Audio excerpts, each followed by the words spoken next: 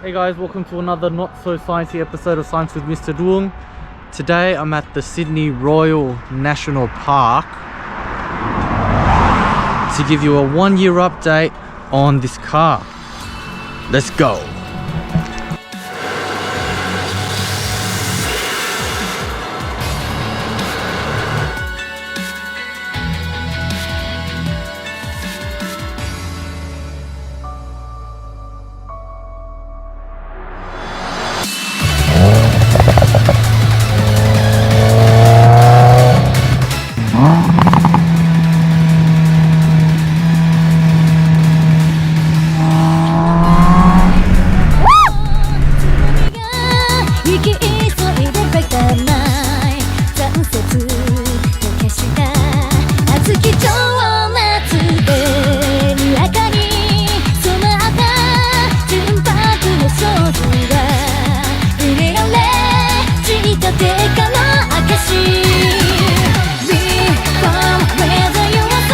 So I've had this car for about a year now. I was in the market for this car for about 6 months. So I spent 6 months shopping for this car. And this, I think, was the 4th Rexy that I checked out. I had to drive 2 hours up north to purchase this car. I purchased it off a 64-year-old man. This car was in such good nick. It had just under 30,000 kilometers on the clock, and it drove like a dream. Since I've bought it, in my 12 months of ownership, there are a few things that I've done. Most recently, I've changed the exhaust muffler and the wheels. Right. Now today, I'm in one of the best driving roads in Sydney, at least in my opinion. I'm about an hour south of Sydney at the Royal National Park. It's going to be a POV drive, and while I'm driving I want to tell you about the car, about what it's like owning the car, and hopefully get some mad sound clips. Let's go.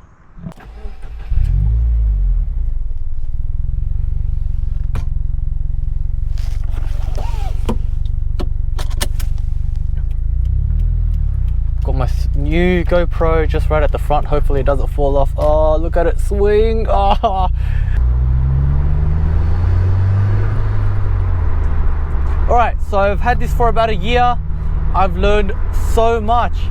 It's my first manual car, it's my first sports car, but this brings just so much joy, so much emotion. And you know, I don't drive the car overly fast. I've never pushed it above 4,000 revs. Maybe I've been to 4,500 revs, but not higher than that. It's honestly pretty scary.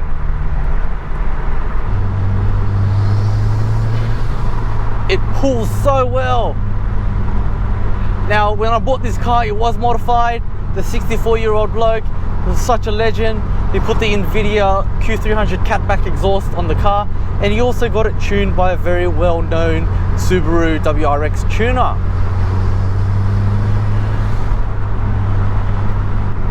Now, I'm not the best manual driver, but driving this car has taught me so much about how to drive properly. I've become so much more aware of my surroundings and so much more aware of the car. How to fix a car, how to work on a car, or maybe not so much how to fix a car, but definitely how to work on a car.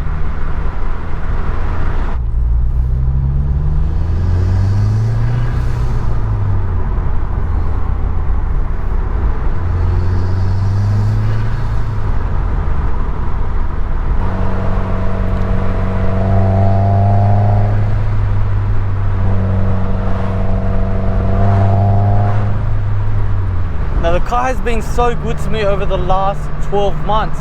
It's been pretty reliable. I haven't had too many issues. I did have one where the car wouldn't start, and it ended up being one of the air sensors tripping out. So we had to get that cleaned and fixed up. Other than that, it's been pretty reliable. I've taken this on many trips. Most recently, I've taken this on a snow trip. Oh.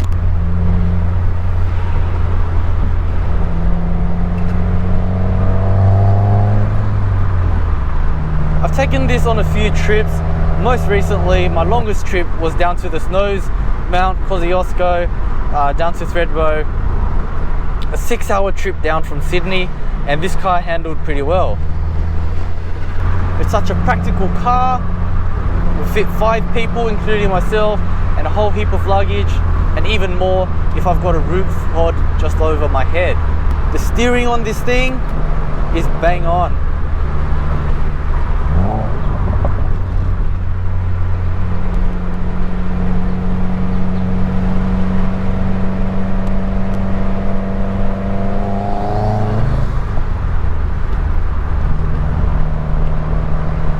Now I reckon one of the best bang for buck mods in a turbo or a manual sports car is a weighted shift knob.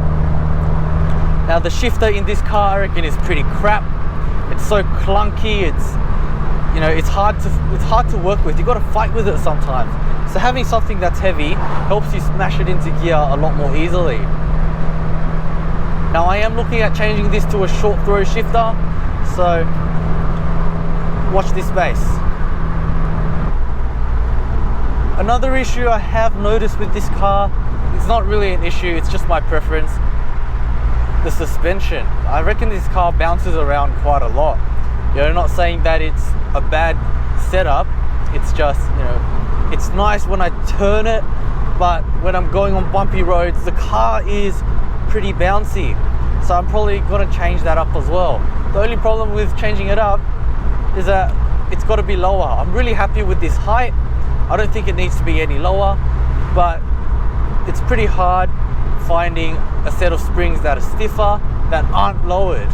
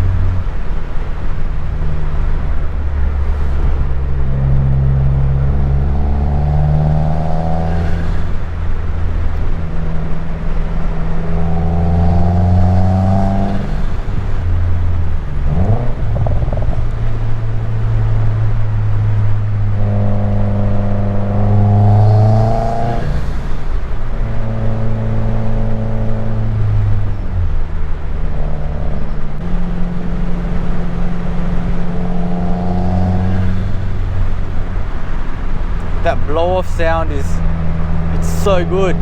It's only on about 40% venting, but it sounds like magic.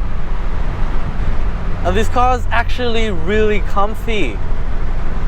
For a sports car, the seating position is a lot higher than what I would want it to be,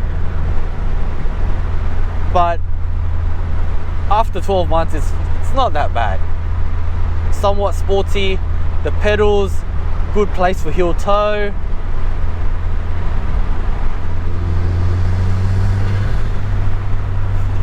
And it gives such an emotional drive.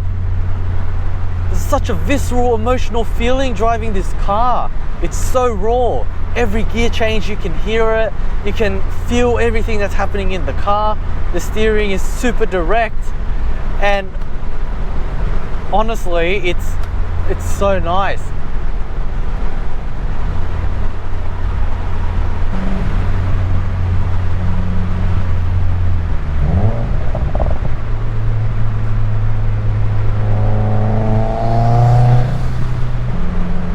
Now, what are my upcoming plans for this car in terms of mod? Well, I've noticed that after driving the car for an hour straight, it starts to suffer. It doesn't perform as well or as efficient as it should. And I've read up on it, and it seems like this car starts to heat soak after driving for about 40 to 50 minutes. And that was really evident during my trip down to the snows. After the first hour, the engine would get loud as you're stepping on the gas or you're going up on the hill, but it wouldn't put out the same amount of power as it would when it was cold. So I'm probably gonna have to do some sort of cooling mod, maybe an intercooler oil air cooler. If you know what I should do, drop me a comment and maybe I'll do it.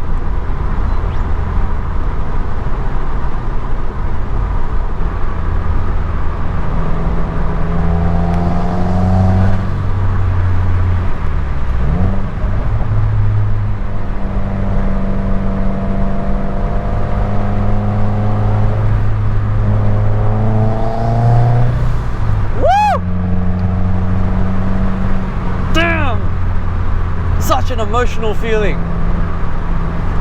This is what I dreamed of when I was a kid, driving a sports car that sounded like this through the mountains.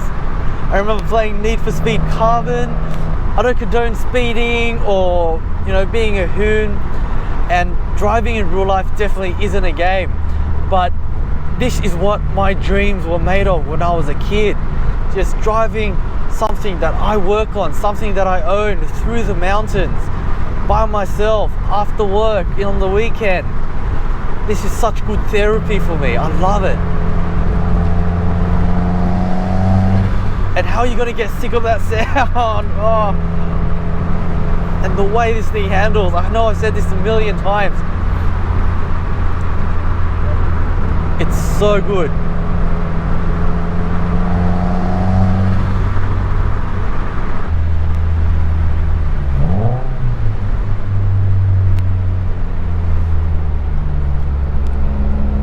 What a turn.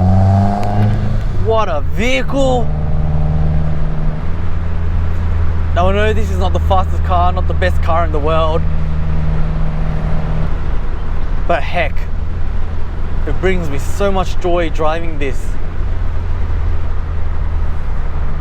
You know, I'm not too big on the Subi, WRX cult, whatever. I can almost understand why there's such a cult following behind this. This turn here is, oh, the way this thing handled through there, bloody hell.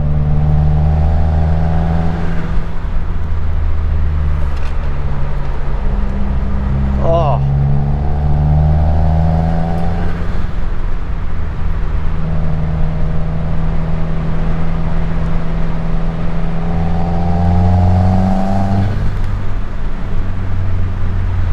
Hell yeah. And look at that.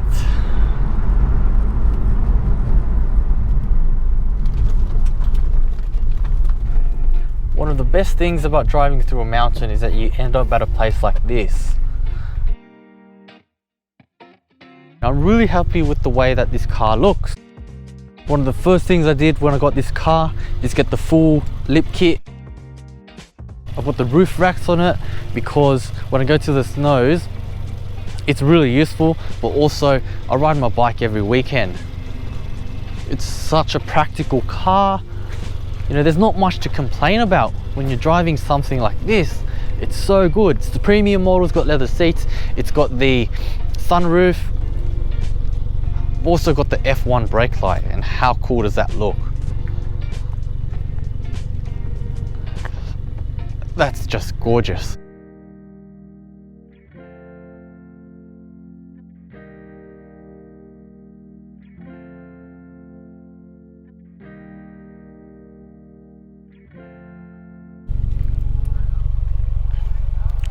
It's getting pretty dark, so I think it's a good idea to head back through and go home. Oh, right.